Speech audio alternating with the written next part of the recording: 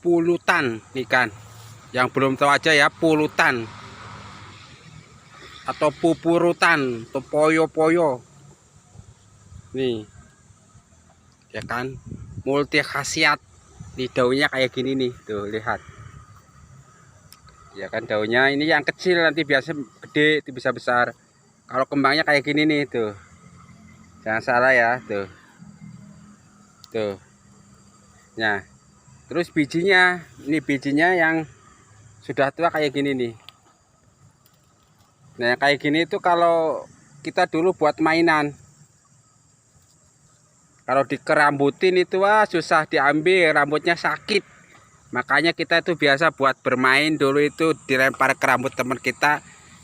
Naik daun pupulutan. Daun yang menyakitkan rambut tetapi enak.